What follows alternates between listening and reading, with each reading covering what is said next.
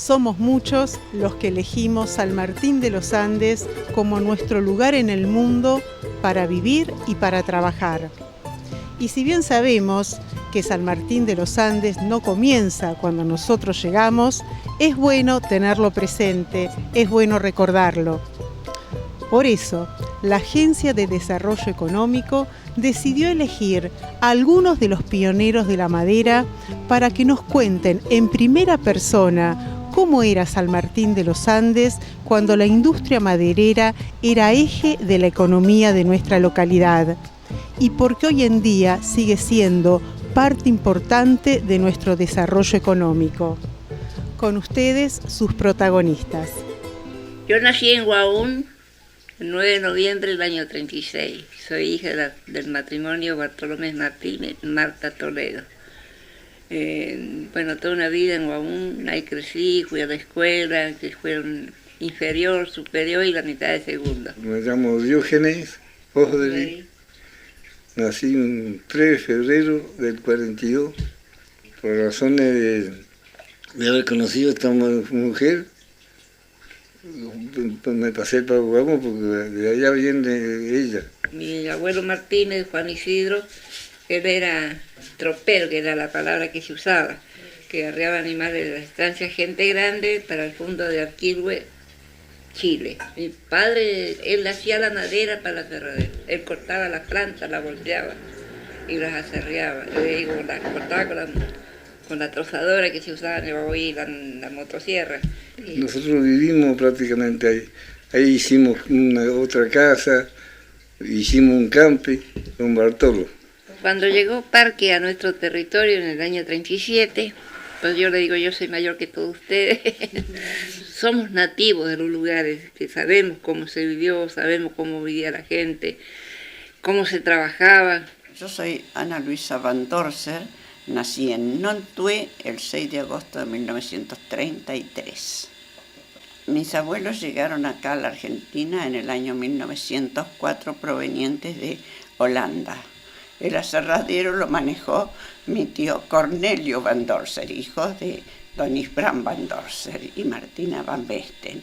Trabajaban alrededor de 20 empleados, entre los que trabajaban acarreando, cortando los rollizos en el monte, acarreándolos con bueyes y hasta que venían al aserradero donde se labraba ya la madera. Yo me llamo Rigoberto Catica. Nací en el 46, el 11 de noviembre, o sea, el 2 de noviembre del 46. ¿Es nacido acá? No, en Chile. ¿Y cuándo vino a San Martín? Yo allá a Paimú me vine en el 55, 56 por ahí. De chiquito. De chiquita, de pibito. Heriberto Mardones Arias, el año 26. ¿Y dónde? El 8 de abril en Chile. Vine el 43, 1943, en el mes de septiembre. Yo tenía un hermano que me dijo, venite para acá, que hay un poco mejores lugares para trabajar y todo. Él está trabajando don Guillermo Alder. Yo soy Eberardo Höpke, nací en Alemania el 6 de julio de 1933. A San Martín llegué en el 55. Llego del norte santafesino en motocicleta a San Martín de los Andes, todo ripio, hasta Bahía Blanca era más o menos pavimentado. Pero de ahí en adelante era todo ripio, pozos, serrucho, bueno, hasta los dientes se me aflojaban. Bueno, llegué a San Martín y mi cargo era hacerme cargo de administrar la estancia Quechuquina, que era un grupo forestal que había un aserradero, había bosque nativo que se trabajaba y vivían a la larga 170 personas. Bueno, se vivía como una gran familia, era algo así. Pero don Everardo Höpke no siempre trabajó en Quechuquina, también pasó a la estancia Meliquina. Un vivero en Meliquina que tenía más de 1 millón de plantitas por año. O sea, ya era una cosa considerable. Y en esa época yo trataba de convencer en las estancias a la gente, mire, ¿por qué no ensayamos árboles? No, aquí nunca creció nada, eso no se puede. Pero dime la parte más más pobre de su campo y le voy a hacer ensayo. Recién, después de escucharlos, podemos tener alguna idea de lo que era esa industria sin energía eléctrica, sin maquinarias, sin caminería. La fuerza de producción se movía a bueyes y a esfuerzo manual, cosas que hoy prácticamente nos resultan imposible de imaginar. Habían 2 aserraderos en el lugar, uno en Rancho Quemado, que viendo para Chachín, y el otro el aserradero Van Dorser, que está justo donde está la hostería. Bueno, mi padre hacía las balsas, y esas balsas las traían para San Martín de los Andes, remolque una lancha. Las balsas las hacían, por ejemplo, depende del espesor del trozo, del rollizo, habían de 15 rollizos, de 10 o de 20, él juntaba las 10, digamos, en cada punta de los rollizos le hacían una muesca que le decíamos, y ahí ponía una vara, así uniendo, después con soga las ataba. Como acá los campos eran tan buenos y aparte había mucha superficie, entonces se entusiasmó y se vino a la cordillera. Y acá vio la madera y se le ocurrió también hacer un aserradero para aprovechar la madera, y acá en ese tiempo no había un aserradero, así que fue, no sé si el primero o uno de los primeros, que se instaló en Huaún. En invierno, por ejemplo, en Chachín, trabajaba en el aserradero, y en el verano bajaba madera con los canadienses del bosque. Después ya entré a trabajar por mi cuenta, cuando empezaban a salir las motosierras, ya agarraba trabajo en el bosque con motosierra en invierno, volteaba y destrozaba, y cuando se empezaba la temporada de bajar la madera con los canadienses, dejaba la motosierra y trabajaba con el camión.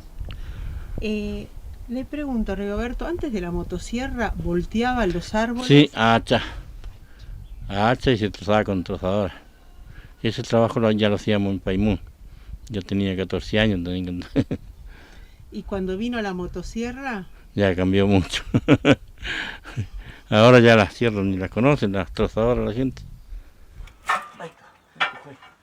Ahí también un poquito. Que la carpintería se pone en 3 partes.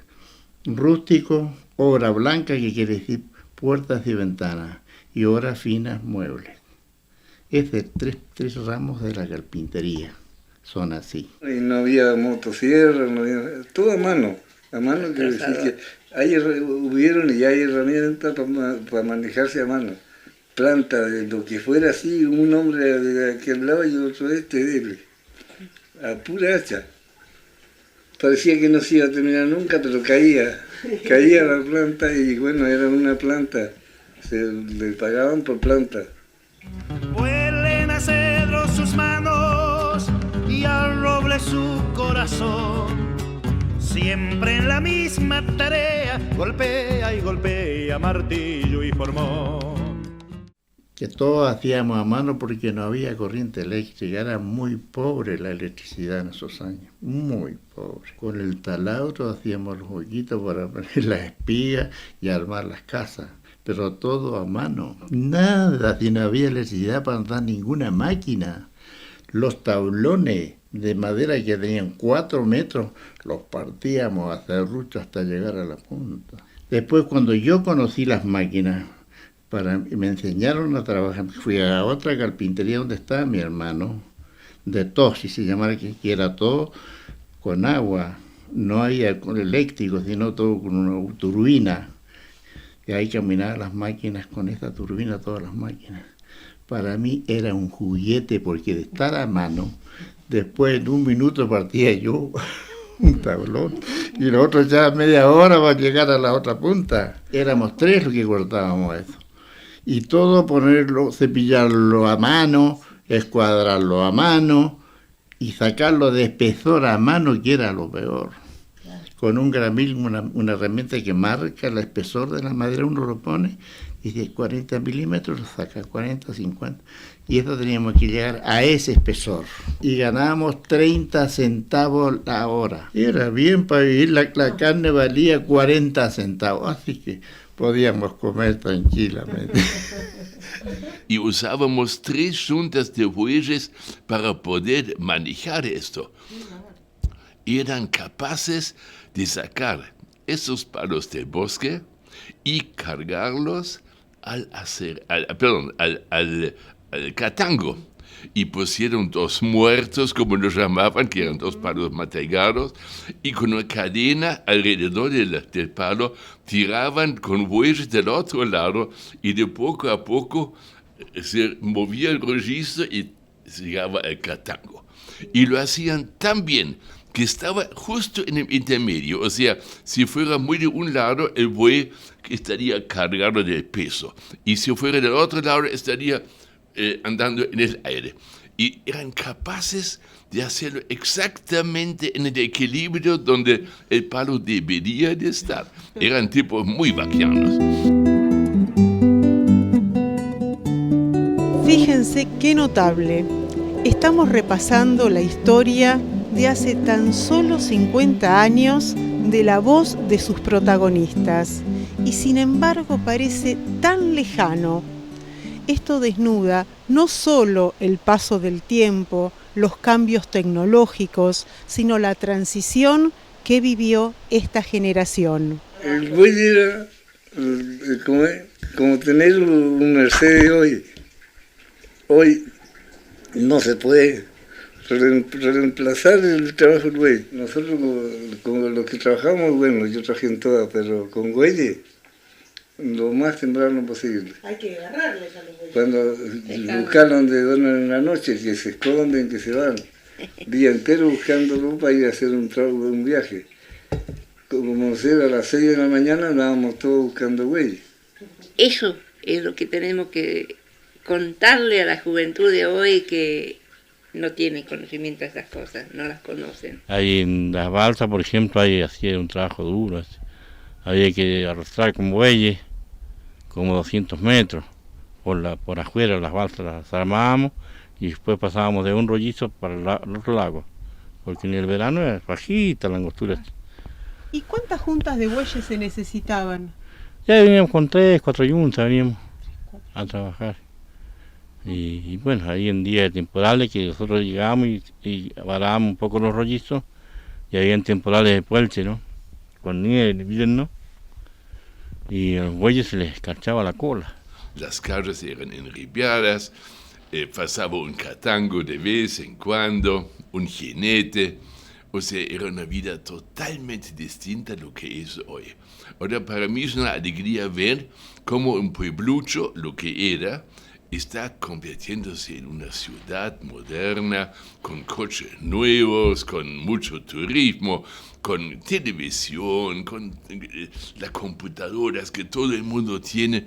Cuando yo llegué en San Martín no había teléfono, nadie tenía. Algún día San Martín va a ser como de esos pueblitos lindos de Suiza, decía yo.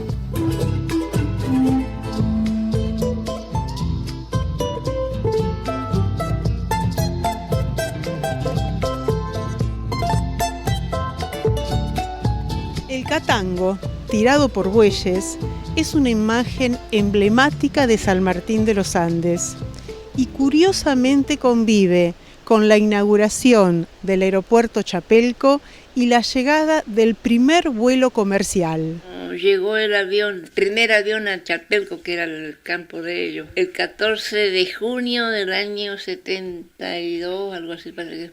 72, 73. 72, sí, porque Sí, teníamos yo por la edad de mi hijo. ¿Qué dice la foto? Fue un convenio, eso fue un convenio con la provincia de Neuquén, con los que gobernaban en ese tiempo.